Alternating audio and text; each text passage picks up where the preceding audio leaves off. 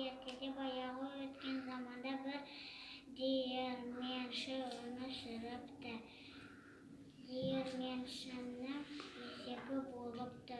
Еңбекқор, ақылды, күшті есеп диірменшіге көп уақыт қызмет етіп қартайыпты.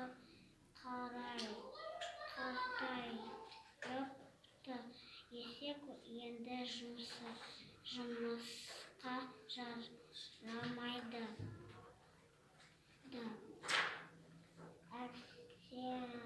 Әлсірейді деп диірменші есекті үйден қуып жібереді.